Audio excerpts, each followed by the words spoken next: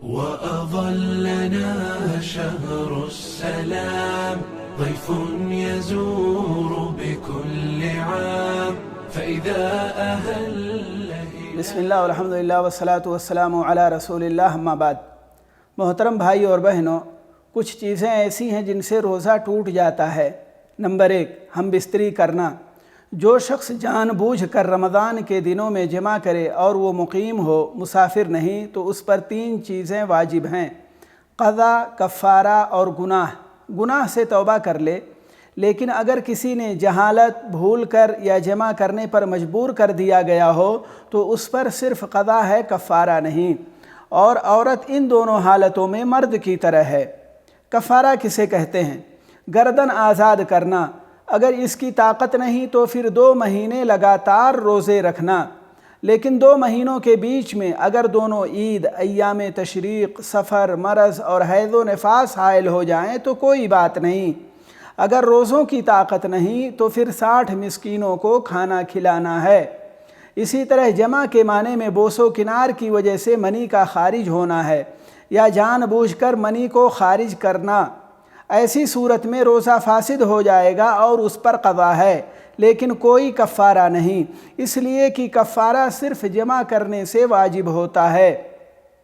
اسی طرح جو شخص نفلی، نذر اور قضا کے روزے میں جمع کر لے تو اس پر بھی کفارہ نہیں ہے. جو شخص دن میں سو جائے اور اسے احتلام ہو جائے تو اس کا روزہ باطل نہیں ہوگا. نمبر 2، جان بوجھ کر کھانا پینا. لیکن جو شخص بھول کر کھا پی لے تو اس کا روزہ صحیح ہوگا، لیکن یاد آنے پر فوراً رکنا ہوگا. اسی طرح کھانے اور پینے کے حکم میں طاقت کے انجیکشن بھی ہیں. نمبر 3، جان بوجھ کر قے کرنا. لیکن اگر خود بخود قے ہو جائے تو روزہ درست ہوگا، جیسا کہ صحیح حدیث میں ہے. دیکھیے سنن ابی داؤد حدیث نمبر 2380.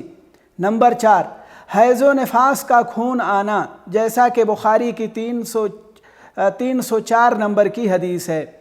یہاں بہتر ہوگا کہ مختصر طور پر ان چیزوں کو بھی بتا دیا جائے جن سے روزہ نہیں ٹوٹتا. تو وہ یہ ہیں: زخم سے خون نکلنا، ناک سے خون بہنا، دانت اکھڑوانا، تھوک کا نگل جانا، ضرورت کے وقت کھانے کے ذائقے کو چکھنا مگر حلق میں نہ جائے، بغیر مبالغے کے کلی کرنا اور ناک میں پانی ڈالنا، کسی بھی وقت مسواک کرنا اور دانت کے معجون استعمال کرنا، آنکھ، ناک اور کان میں دوا ڈالنا، سرما، خوشبو، تیل اور مہندی لگانا، دھوپ اور پیاس کی وجہ سے غسل کرنا، دوا کا انجیکشن لگوانا، طاقت کا نہیں، جانچ کے لیے خون نکلوانا، مذی اور ودی کا خارج ہونا، حجامت اور ہدیہ کے لیے خون نکلوانے میں کوئی حرج نہیں، لیکن رات تک مؤخر کرنا افضل ہے.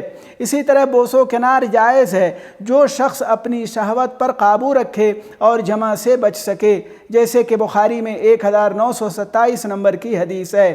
اگر فجر کی اذان ہونے لگے اور برتن ہاتھ میں ہو تو اپنی ضرورت پوری کر سکتے ہیں، یعنی کھانا پینا مکمل کر سکتے ہیں، جیسے کہ حسن صحیح درجے کی حدیث سنن ابی داؤد میں ہے 2350 نمبر پر. اللہ تعالی ہمیں دین کی صحیح سمجھ عطا کرے. وصلی اللہ وسلم علی نبینا محمد.